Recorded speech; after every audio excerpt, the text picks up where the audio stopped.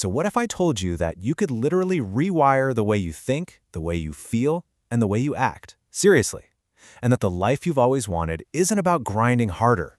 It's about rewriting the invisible code that's running in the background of your mind. If you're ready to stop being a passenger and finally grab the steering wheel, well, let's get into it. You know that feeling, right? Where you set a big goal, you're all fired up with motivation, but then somehow you just end up right back where you started, repeating the exact same patterns. It is so frustrating. It feels like you're fighting some kind of invisible force. Well, guess what? You are. And it's not out there, it's in here. Just look at this number for a second, 95%. That means by the time you're about 35 years old, almost everything about you, your thoughts, your habits, your emotional reactions, is running on autopilot. It's a subconscious program. We think we're consciously making all these decisions, but most of the time, we're just passengers running on software we didn't even realize was installed. Yeah, so this program is kind of like an invisible blueprint for your life. And understanding this blueprint is the absolute first step to figuring out why you struggle. And, more importantly, why it is not your fault. Okay, so check out this breakdown. This is where it gets really wild. On one side, you've got your conscious mind. That's the 5%. It's where all your goals, your wishes, and your dreams live. But on the other side, you have the subconscious mind, a 95% giant that's running all the automatic programs. And here's the kicker. A lot of that programming was installed when you were a kid, without you even having a say in it. So this is the key. When we talk about struggle, it's not about bad luck or the universe being against you. It's just the friction that happens when your tiny 5% of conscious desire goes head-to-head with 95% of subconscious programming that's basically saying, nope, we don't do that. You are literally fighting yourself. And the problem is, this isn't just some old software running quietly in the background. Oh no, we actively make it stronger every single day. And that cycle? It starts the second your eyes open in the morning. Just think about your morning for a minute. Does this sound at all familiar? You wake up and what's the first thing your brain does?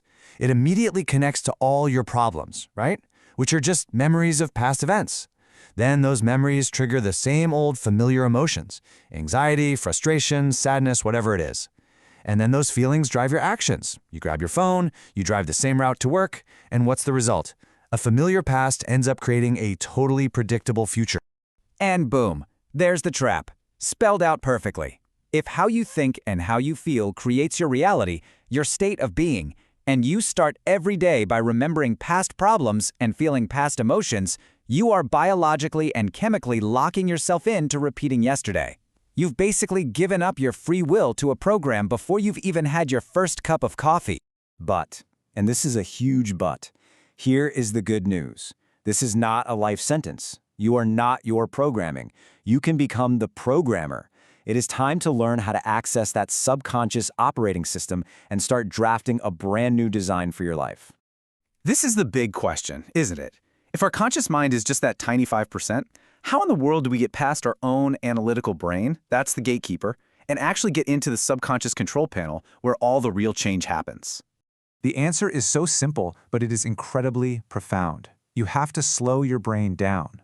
Through practices like meditation, you can actually learn to shift your brainwaves from that high-alert thinking state down into the slower states. And it's in those slower states where the analytical mind kind of steps aside and the door to the subconscious operating system just swings right open.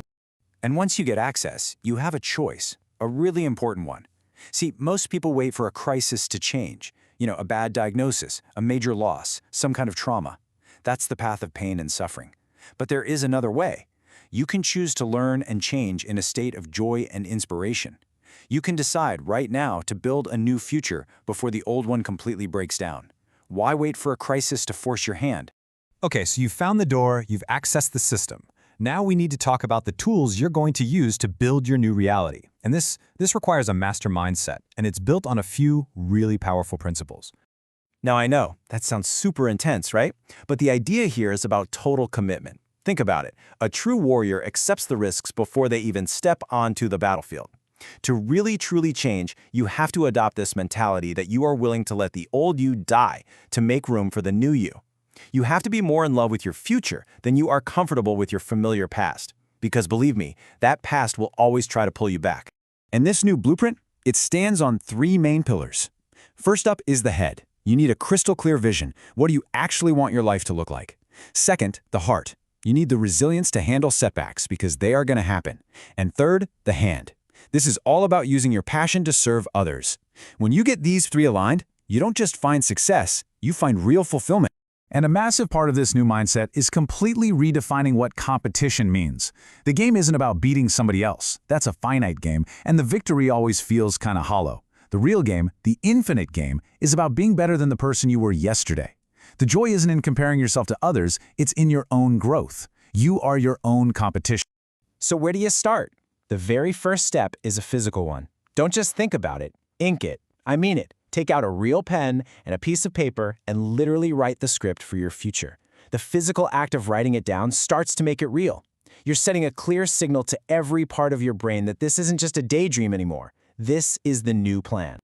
So, the pen is in your hand. The old program is waiting to be deleted. You have full access to the control room of your own mind. You are the architect, you are the programmer, and you are the warrior of your own life. The only question left is, what will your new blueprint say?